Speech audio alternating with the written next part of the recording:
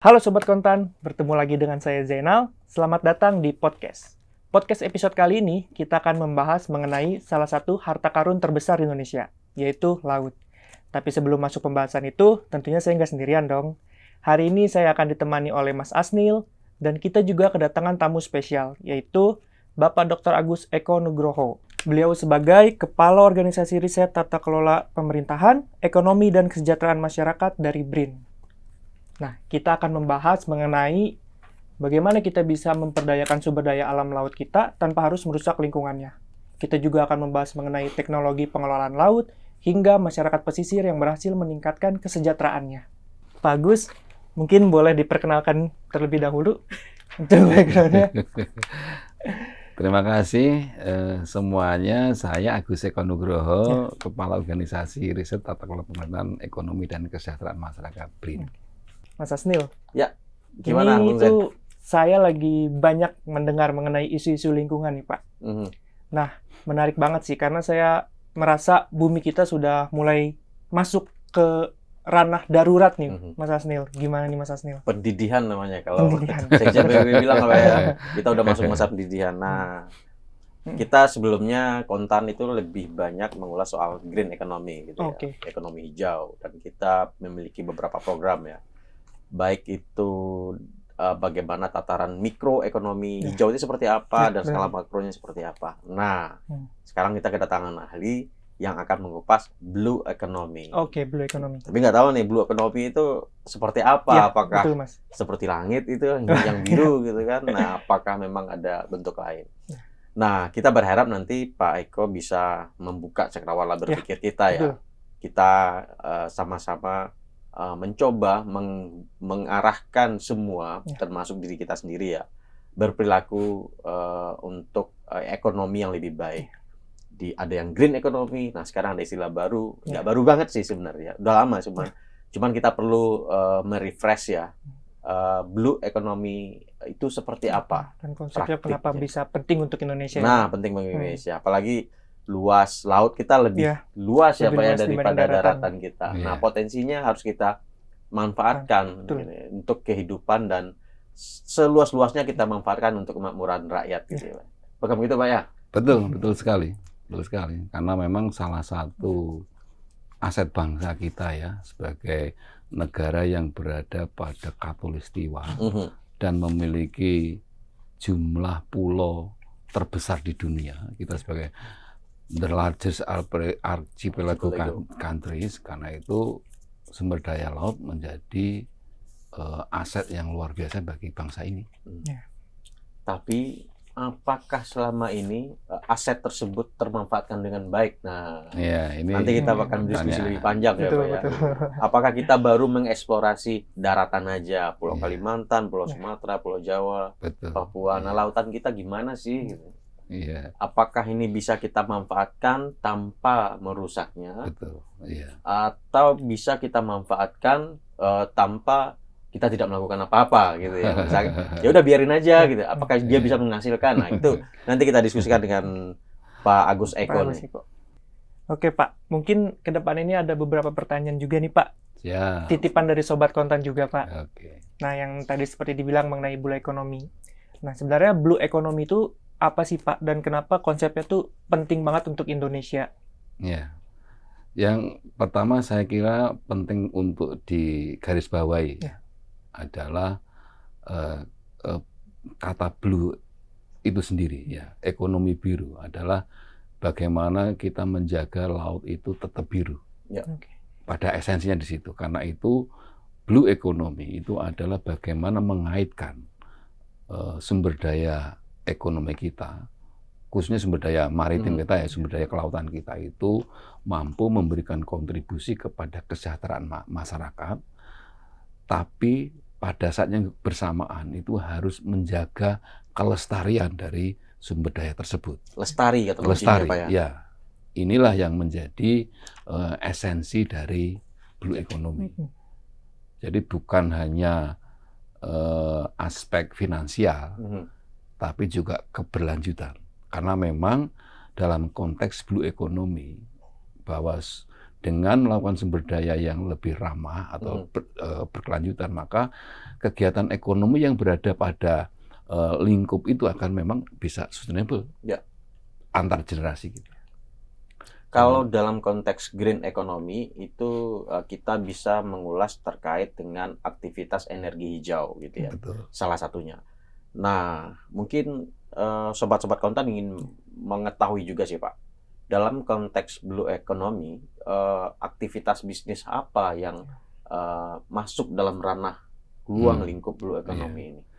Yang tentu pertama aspek ekonomi ya. Aspek ekonomi bisa berkaitan dengan fisheries ya. Artinya ada aktivitas dari mulai penangkapan ikan, kemudian baik ya untuk tujuan konsumsi ataupun untuk apa yang namanya di akuarium dan sebagainya, itu kan memang itu kegiatan ekonomi yang memang seperti itu, termasuk rumput laut, termasuk garam yang ada di pantai kita, termasuk tambak dan sebagainya. Semua itu area dari dalam konteks ekonomi. Tapi juga termasuk juga adalah pariwisata.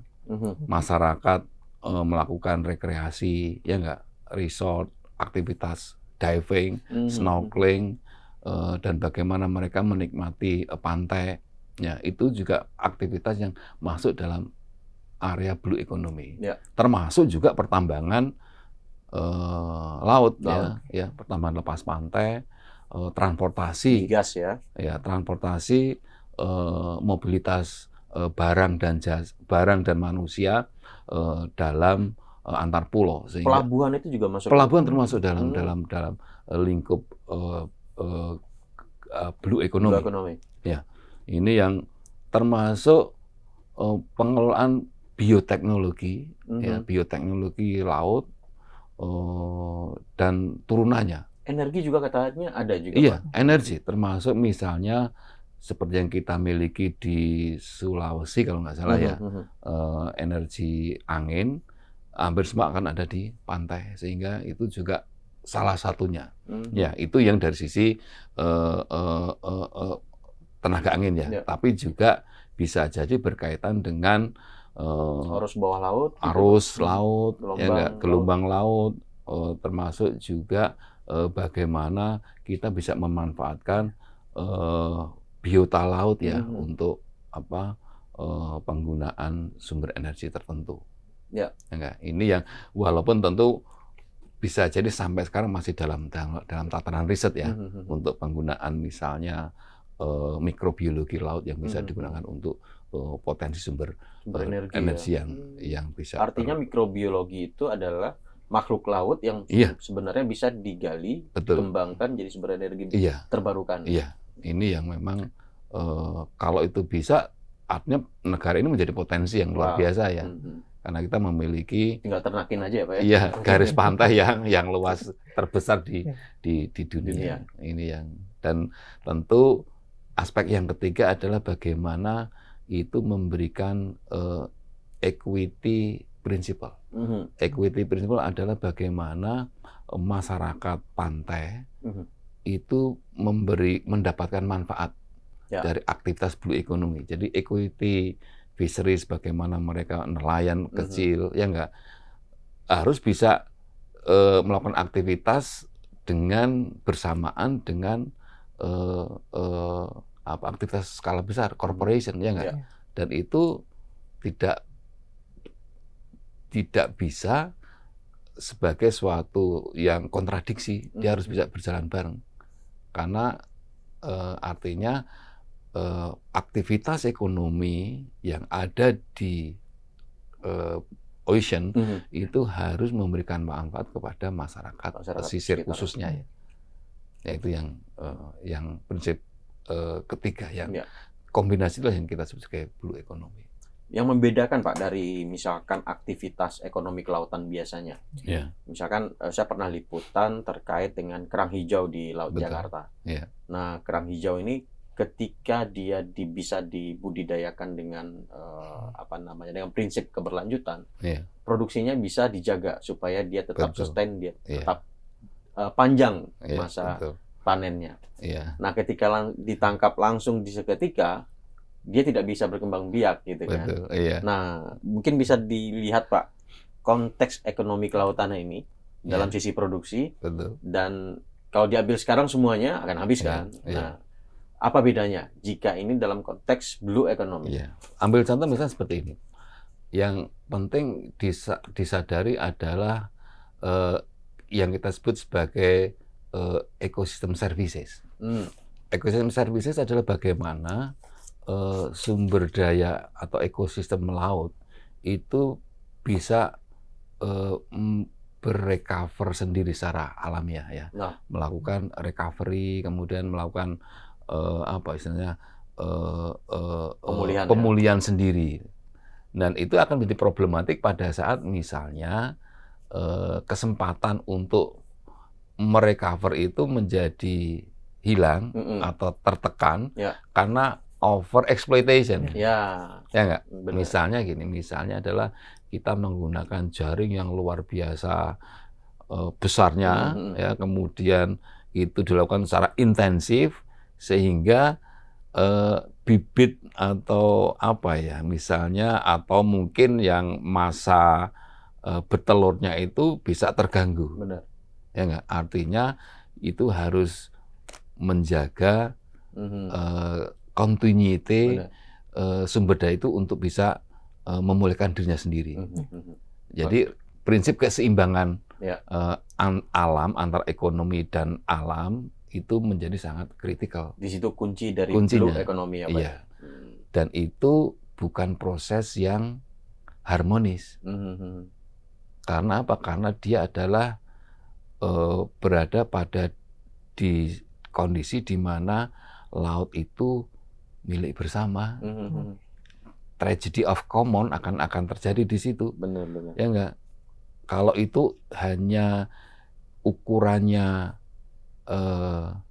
pasar dan silakan pasar mengatur sendiri, maka akan ada tekanan yang luar biasa kepada sumber alam itu. Karena itulah pemerintah mengatur. Misalnya adalah wilayah ini no take zone, wilayah ini tidak boleh diambil, atau timing yang diatur bulan ini sampai bulan ini karena secara ahli biologis mengatakan bahwa ini adalah pada saat musim tertentu, musim bertelur misalnya, maka itu nggak boleh nangkap. Sebenarnya kearifan lokal kita sudah ada sebenarnya itu Pak. Exactly. Di ya Wakatobi, Sapanaliputan semuanya juga. Itu. Jadi ada tradisi masyarakat kita, utamanya di timur yang masih kuat lah ya. Ya, dia melakukan bahwa bulan ini sampai sekian itu tidak bisa menangkap. Yang pada esensinya adalah nenek moyang kita itu sebenarnya sudah memiliki kearifan lokal untuk mengatur secara alamiah. Yang bisa jadi karena tekanan ekonomi ya, karena misalnya hanya kepentingan ekonomi itu dilakukan eksploitasi secara kontinu. Support your financial solution. Trust Bank. Give the best to you. Trust Bank. Make a better future with Trust Bank. Terkait dengan risiko bagi kita ya, bagi masyarakat, bagi pemerintah juga tentunya, bagi pelaku ekonomi ketika eksploitasi yang berlebihan terhadap baik itu pariwisatanya, baik kepada perikanannya. Ini apa nih Pak? Apakah karena kan pasti tidak hanya ke kita aja atau masyarakat pesisir aja, pasti berdampak lebih luas itu Pak. Iya. Saya kira yang terpenting adalah salah satu yang rentan ya, salah satu yang rentan dari aktivitas ekonomi pesisir adalah pertama itu adalah terumbu karang kita. Ya, terumbu karang kita itu tekanan kerusakannya tinggi pada saat misalnya aktivitas ekonomi laut, baik perikanan, turis, ataupun yang lainnya itu tinggi sekali karena dia sangat sensitif. Yang kedua adalah pesisir kita, mangrove dan lain sebagainya. Dan ini yang atau termasuk juga adalah overeksploitasi. Ya enggak, overexploitation itu adalah misalnya jumlah ekosistem itu atau kualitas ekosistem itu sulit untuk melakukan recovery recovery sendiri ya. Ini akibat mungkin overexploitation, ya penangkapan yang berlebihan dan sebagainya. Ini yang saya kira akan berpengaruh dari keberlanjutan ya, terhadap ekosistem laut, sehingga bisa jadi akan lebih besar lagi biaya untuk merecovery-nya untuk generasi yang akan datang. Ya enggak? Karena itu kita baik komunitas ya, individu lebih bagus lagi, atau pemerintah, itu memang harus memiliki sense untuk menjaga ekosistem laut kita, untuk menjaga keberlanjutan ekonomi, sehingga sumber daya ekonomi biru yang kita miliki itu bisa terjaga keberlanjutannya. Nah Pak, dengan kondisi seperti itu Pak, kita kan ada yang namanya pelaku ekonomi, betul, ada yang namanya pemerintah, regulator, iya, ada juga masyarakat pesisir yang betul, juga menjadi bagian dari situ. Iya. Nah, apa sih Pak, dalam praktek blue economy, apa sih yang harus dilakukan oleh para stakeholder ini? Iya. Pelaku ekonomi tentu ingin cuan. Gitu iya, kan? betul. Nah, cuan seperti apa sih dalam hal blue economy ini? Yeah. Mungkin nggak mereka cuan dalam mempraktikkan blue economy yang juga tidak boleh mengesampingkan faktor lingkungan? Seperti apa nih Pak? Iya, ambil contoh misal khususnya ya, misalnya adalah penangkapan ikan, ya. Penangkapan ikan itu kan dia sumber daya yang memang secara alamiah itu dimiliki oleh kita. Ibu pertiwi kita itu memberikan itu. Nah, pada saat dia dieksploitasi secara berlebihan, sehingga sumber daya itu tidak bisa menjaga keberlanjutannya, karena itu aktivitas itu akan mengalami produktivitas yang menurun pada saatnya nanti. Jadi pada saat waktu berjalan dia akan mengalami pengerucutan atau penyempitan. Karena itu kegiatan ekonomi biru itu dia akan bisa berlanjut itu jika dan hanya jika mereka melakukan aktivitas yang ramah lingkungan. Tanpa itu otomatis ke depannya sumber daya itu akan terdepletion secara signifikan, dan kemudian aktivitas itu akan menghilang, aktivitas ekonomi. Ya enggak? Karena itu peran pemerintah pertama dia harus menjaga, karena pesisir laut adalah milik bersama, ya enggak? Sehingga itu pemerintah menjadi regulator yang penting agar aktivitas ekonomi pelaku bisnis itu harus melakukan secara berkelanjutan. Ya enggak? Tapi pemerintah saja mungkin tidak cukup. Ya enggak? Karena itu komunitas, society, khususnya masyarakat pesisir, ya enggak, memiliki kearifan lokal yang terus dikembangkan untuk menjaga kelestarian alam itu sendiri. Ya, tentu yang penting juga adalah literasi masyarakat melalui society, melalui pemerintah harus memberikan kampanye untuk menjaga lingkungan melalui perbaikan literasi masyarakat agar melakukan aktivitas di pantai baik ekonomi maupun sosial, ya dalam arti pariwisata dan sebagainya secara berkelanjutan, ramah lingkungan lah dalam konteks itu. Ini sangat penting sekali. Tanpa itu saya kira sulit, karena laut milik bersama berarti bukan milik siapa-siapa ya dalam tanda petik ya, sehingga kegiatan masyarakat akan seolah-olah bebas melakukan aktivitasnya. Bahkan batas negara aja bingung ya Pak ya dengan masalah hal ini. Akhirnya kita ganti itu Pak. Itu yang kan itu memang harus diatur kan, ya nggak diatur baik secara lokasi maupun mungkin waktu penangkapan, waktu intensif, yang istirahat, ya ini yang saya kira penting. Kalau misalnya turis itu intensif sepanjang bulan dalam 1 tahun, ya nggak, kan repot juga, ya nggak. Karena itu oke lah, turis mungkin pada saat musim libur, ya nggak, diatur secara demikian rupa sehingga tekanan pada lingkungannya nggak besar ya, itu tidak terlalu besar. Kalau dalam konteks masyarakat ini Pak, masyarakat pesisir, kita tahu potensi lautnya kita besar gitu ya, tapi kemudian kondisi masyarakat pesisir juga dalam kondisi, nah mungkin bisa Bapak ceritakan. Nah ini pangkal masalahnya di mana? Kenapa kemudian blue economy ini belum maksimal di masyarakat pesisir?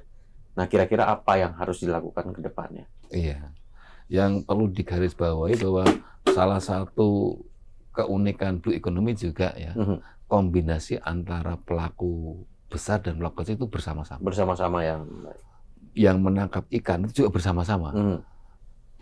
Antara mungkin kapal besar ya yang menangkap secara dengan teknologi yang mungkin bagus ya, dengan nelayan kecil ya enggak, one day fishing, jalan dengan sampan, itu aktivitas bareng, bisa jadi yang ditangkap juga bareng.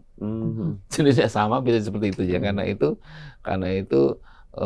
tekanan konflik itu akan cenderung tinggi, ya. Dan itu akan menjadi lebih tinggi pada saat sumber daya yang tertekan, pada saat kondisi overfishing, ya kan? Ini karena itu seringkali kita temui konflik antar wilayah pada penangkapan tertentu, itu kan juga muncul, dan inilah yang kemudian menyebabkan salah satunya ya, menyebabkan mungkin ketidakpastian pendapatan, ya karena intensnya tinggi sekali, sehingga kemudian tangkapannya juga semakin jarang ya. Kemudian perilaku konsumsi yang berlebihan, artinya penggunaan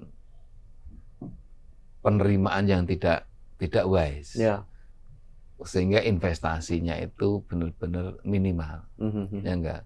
Atau bisa investasi bukan hanya dalam bentuk finansial ya, tapi juga investasi terhadap sumber daya manusia di wilayah pesisir. Karena itu kalau terbatas maka otomatis aktifnya juga terbatas. Ya, karena itu pada saat mereka memiliki kemampuan skill yang semakin bagus, bisa mendapatkan alternatif penerimaan dan lain sebagainya, ya, sehingga itu yang menyebabkan tekanan itu menjadi berkurang. Tapi kalau tidak, maka ya otomatis. Ada contoh nggak sih Pak? Misalkan ketika atau di satu wilayah masyarakat mungkin dari riset BRIN yang dulunya mendapatkan secara ekonomi belum maksimal, tetapi kemudian ada sebuah terobosan atau sebuah inovasi, mengkreasikan produk kelautannya, atau diolah lagi, dihilirisasi misalkan. Atau dipadukan dengan potensi ekonomi lain. Ada contoh nggak Pak yang bisa dipetik oleh Sobat Kontan di sini Pak? Yang pertama salah satunya adalah bagaimana masyarakat itu pada saat dia mampu menjaga kelestarian alam, ya, kelestarian alam khususnya wilayah pesisir, itu dia mendapatkan alternatif pendapatan. Ambil contoh misalnya seperti yang paling gampang adalah dan umum ya di mana adalah pengelolaan terumbu karang dan mangrove. Ya. Ya enggak? Pada saat masyarakat tertentu di wilayah tertentu, banyak sekali jumpa di wilayah Semarang juga ada, ya di Jawa Tengah juga ada, di misalnya di Bali juga banyak, NTB juga banyak. Bagaimana mangrove itu bisa menjadikan tempat wisata.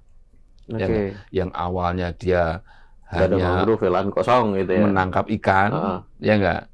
Kemudian sekarang dengan menanam mangrove, menghijaukan wilayah pantai dia, muncullah kepiting baru, ya nggak, kepiting yang dulunya nggak ada karena memang itu mangrove yang misalnya rusak misalnya, ya, sehingga kepiting nggak bisa hidup di situ.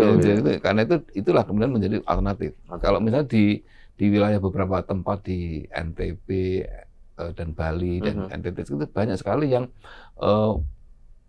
masyarakat yang mampu mereplanting atau merecover terumbu karang. Istilahnya gini, yang dulunya dia menangkap ikan, ya ikan itu nggak perlu ditangkap, karena dengan terumbu karangnya bagus, maka ikan akan muncul di situ, ya, dengan dengan okulasi atau apapun lah secara teknologi, ya, sehingga bukan ikan yang ditangkap, tapi turis yang ditangkap. Dia bisa menyewakan alat kapal untuk menjadi pemandu diving, membantu snorkeling dan sebagainya, sehingga biasanya pada saat menangkap ikan misalnya penghasilannya 100.000 sehari misalnya, bisa jadi lebih, dua turis yang dia tangkap itu bisa lebih, ya nggak, satu hari itu dia bisa menghasilkan termasuk sewa perahu, sewa peralatan untuk snorkeling dan sebagainya, itu bisa menghasilkan pendapatan. Dan itulah salah satu bagaimana potensi blue economy yang bisa dikreasikan oleh masyarakat pesisir untuk membantu masyarakat dalam alternatif income dan mengurangi tekanan terhadap lingkungan. Dan ketergantungan kepada pendapatan perikanan bisa terkurangi gitu ya. Sebagainya. Belum lagi Pak, menemani pemancing mania Pak. Iya.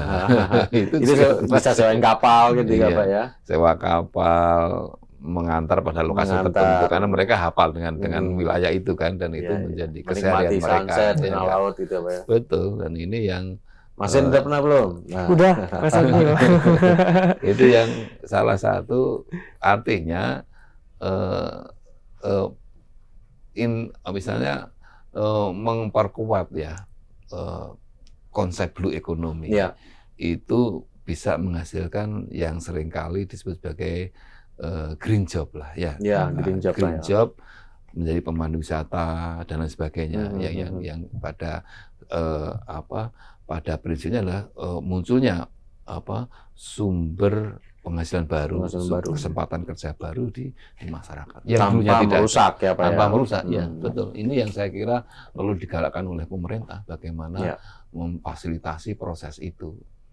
Nah, bagi pelaku bisnisnya Pak, skala menengah, skala besar gitu kan. Betul. Nah, Indonesia juga banyak juga kan pengusaha-pengusahanya ingin investasi. Nah, ada yang investasi bikin taman di pantai gitu ya, tempat rekreasi gitu ya. Nah, itu seperti apa peluang-peluang dari investor menengah atas ini, Pak? Iya, sebenarnya itu kalau kita maknai sebagai social investment ya, social entrepreneur ya, yang bukan hanya dalam konteks untuk menghasilkan tambahan finansial secara kontinu, tapi bagaimana korporasi, perusahaan besar, menengah besar itu misalnya membantu dengan mungkin ya social responsibility mereka, ya, tanggung jawab sosial mereka dengan dana CSR mereka untuk membantu proses kelestarian alam, baik misalnya replanting dari mangrove, ya enggak, atau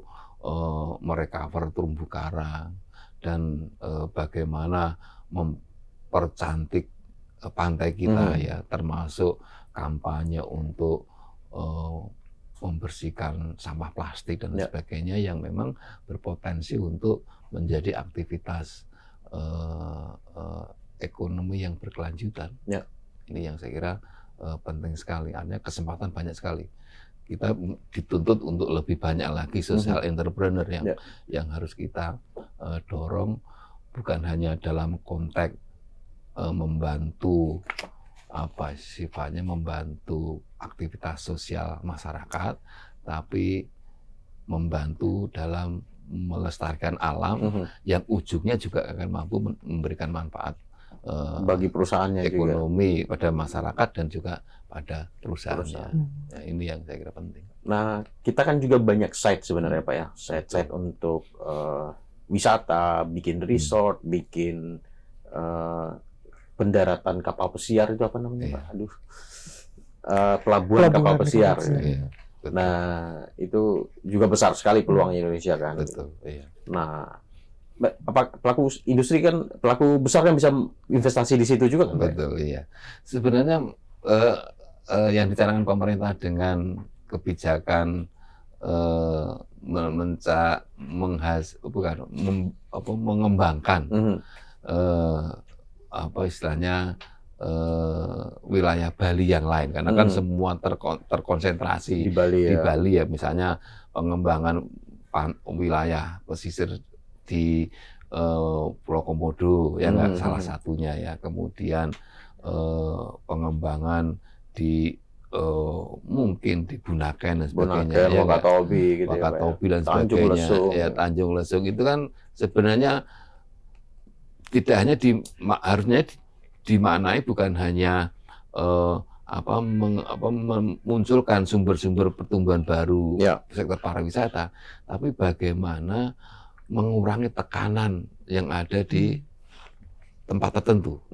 Seperti kita lihat kan Bali kan otomatis tekanan itu kan tinggi sekali. Bagaimana mereka bisa menyebar sehingga itu semakin Bali baru ya Pak ya. Ya, Bali baru yang akan memberikan kontribusi pada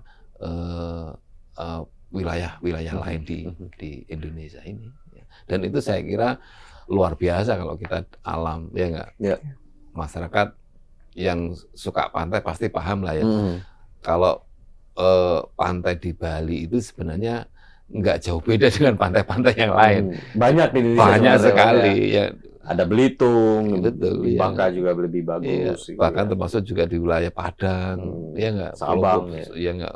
Di wilayah mana yang untuk berselancar di wilayah Mentawai, Mentawai dan sebagainya, ya nggak?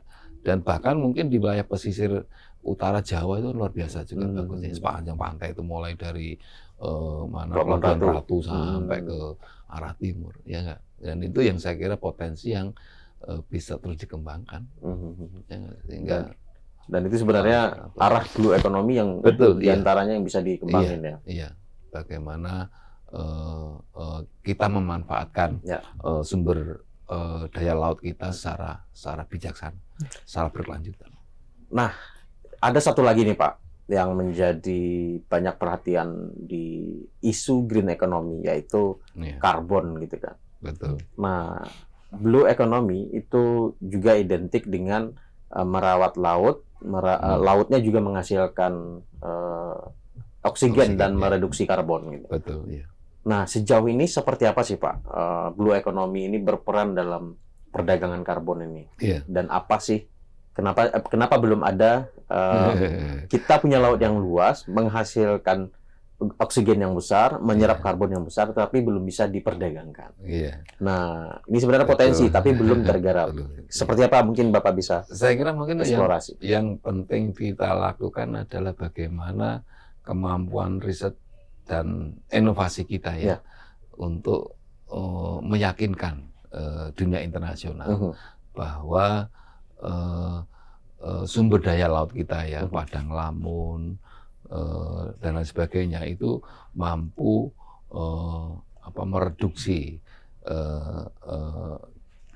greenhouse emission kita ya, karbon rilisnya itu. Karena itu tantangannya saya kira adalah bagaimana marine diplomasi kita ya, untuk marine diplomasi kita dalam konteks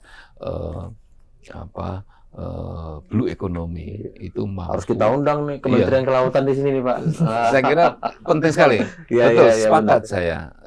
Artinya diistilah bukan hanya mungkin tapi KLHK dan sebagainya, karena mereka kan yang memang yang ujung tombak untuk diplomasi maritim kita ya, lingkungan kita ya. Karena itu suatu saat kita perlu mendapatkan pencerahan dari mereka untuk bagaimana diplomasi blue economy kita mampu untuk memberikan kebermanfaatan pada kita. Jadi kita tidak hanya menjadi sorotan bahwa kita salah satu negara dengan deforestasi yang tinggi, ya enggak? Ini yang memang harus kita antisipasi dengan berbagai macam kemungkinan, dan memang kita harus membuktikan pada dunia internasional bahwa faktanya seperti ini secara sains internasional. Tanpa itu memang akan sulit sekali. Ya.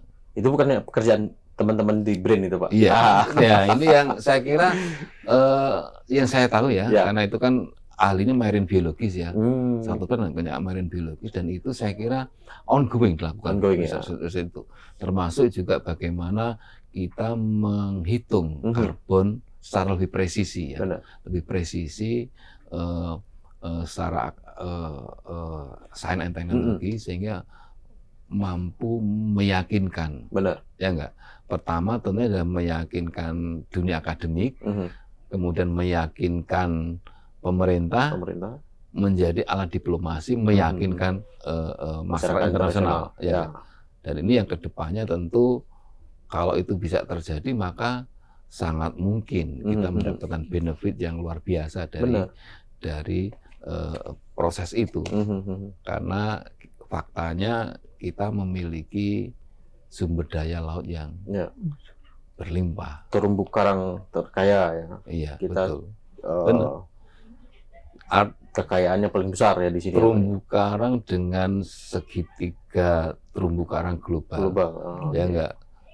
Itu kan bisa ditarik dari ujung Pulau Sulawesi ke bawah sampai ke Pasifik, masuk ke wilayah Papua dan lain sebagainya, dan itulah Coral Reef Triangle yang ada di dunia. Artinya kalau kita tidak ramah terhadap itu, maka warisan dunia ini akan rusak. Ya enggak, karena itu wajar kita sebagai yang menjaga, ya enggak, bisa dong mengklaimnya. Iya, itu kan maksudnya. Soalnya ini kan baru hutan ya, Pak ya. Iya, yang Indonesia baru sudah bisa mengklaim hutan di Kalimantan Timur sebagai target NDC-nya. Gitu ya. Iya, karena itu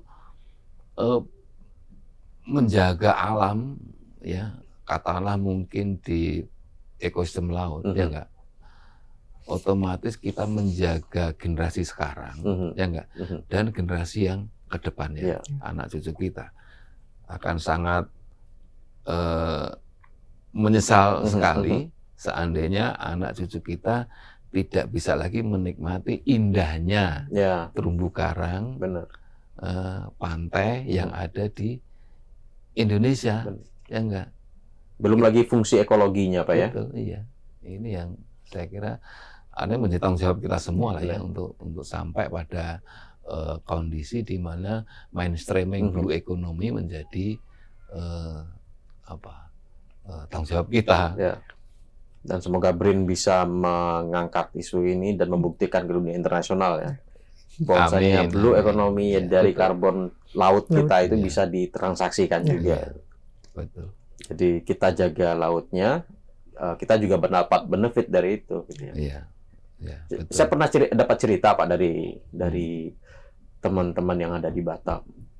Kalau laut sekitar Batam itu dihitamin semua katanya, dirusak, itu pasti Singapura ngamuk katanya. Karena lautnya sama, airnya gitu aja. Iya. Tapi kan sebaliknya, ya nggak? Sebaliknya kalau kita birukan, mereka juga akan mendapatkan benefit, ya nggak? Bayangin aja kalau misalnya sepanjang garis Sumatera di bagian timur ya, itu hijau penuh dengan mangrove kita, ya yang kita lestarikan. Saya yakin kebermanfaatnya bukan hanya bukan buat Indonesia aja kan sebenarnya, bisa buat global kan, buat negara tetangga, siapapun yang lewat gitu kan. Betul, itu yang tantangan kita sebenarnya ya, sehingga bagaimana kita menjaga ekosistem laut dan pantai, ya, itu kemudian pada saat yang bersamaan kita mendapatkan manfaat ekonomi secara langsung ya, tapi juga menjaga kualitas itu demi generasi yang akan datang. Ya enggak? Itu esensi dari blue economy. Nah, kalau harapan Bapak nih Pak terkait dengan blue economy dari sisi regulasi terutama ya di Indonesia, apa nih Pak dari BRIN? Saya kira posisi pemerintah untuk terus menjaga wilayah pantai kita menjadi sangat penting, ya enggak? Karena mau tidak mau kita sebagai negara negara pulau, ya enggak, itu kaya dengan sumber daya alam, ya enggak. Dan inilah pemerintah bukan hanya pada aspek ekonomi untuk menjaganya, tapi juga aspek hukum, ya enggak, keamanan dan sebagainya, sehingga itu akan memberikan manfaat pada pelaku ekonomi baik yang ada di pesisir, ya enggak, bahkan kepada wilayah non pesisir, karena aktivitas pesisir itu juga sangat dibutuhkan oleh masyarakat non pesisir, seperti itu.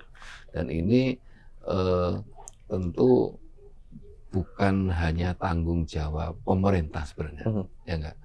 Kita harus bisa menghadirkan masyarakat pesisir, menghadirkan individu kita sebagai warga, termasuk sebagai pengusaha, harus memiliki sense bahwa aktivitas ekonomi itu harus menjaga keramahan atau menjaga keberlanjutan dari lingkungan yang kita miliki. Benar. Ini yang artinya bukan tugas dari pemerintah saja, tapi tugas bersama kita untuk menjaga, karena memang laut itu karakternya adalah milik bersama. Jadi orang bisa mendapatkan manfaat bersamaan dan harus menjaga bersama-sama. Dampak buruknya juga bersama-sama juga. Betul, sih, iya. Kalau ikannya tercemar mikroplastik, ya kita semua yang makan ikan kan Pak ya.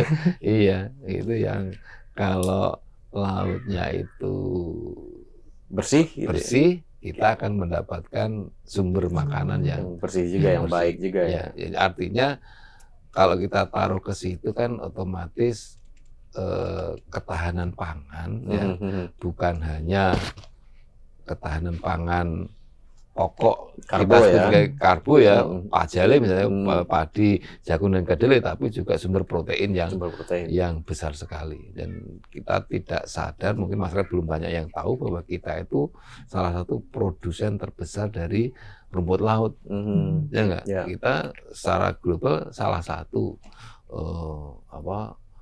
negara yang mengekspor sebenarnya, ya enggak? Tapi cuman ekspor dari beberapa daerah Pak yang berhasil karena kualitasnya tadi. Iya, betul. Dan hanya beberapa daerah dengan pengelolaan yang menurut saya masih bisa ditingkatkan ya. Tapi memang itu membutuhkan laut yang bersih juga kan Pak, karena katanya itu syaratnya. Gitu. Rumput laut sensitif katanya. Iya, sangat sensitif ya enggak. Itulah yang kenapa kalau kita jaga laut kita bisa dapat bertani rumput laut secara baik. Tentu secara sustainable juga ya cara mengelola rumput laut. Kita bisa misalnya kerang ya enggak, kerang mutiara dan lain sebagainya ya enggak. Dan juga tourism banyak sekali saya kira, dan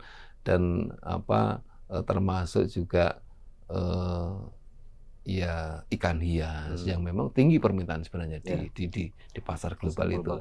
Ya, karena itu selama kita tidak menjaganya ya enggak, bisa jadi kita terlalu berlebihan untuk mengeksploitasi, maka pada saatnya justru kita akan kehilangan tidak dapat apa-apa lagi. Iya, itu yang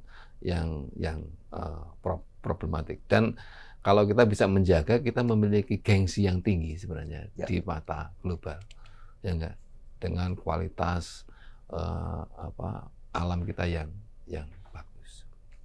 Gimana Mas Den? dari penjelasan Pak Agus Eko ini. Sangat menginspirasi penjelasannya. Semoga diskusi ini Mas bisa bermanfaat juga buat kita dan juga terutama untuk sobat-sobat kontan. Iya, supaya kita jangan tenggelam di lautan kita sendiri ya. Betul, Mas. Karena potensinya besar, kita jangan tenggelam, kita manfaatkan. Tetap harus kita jaga juga. Iya.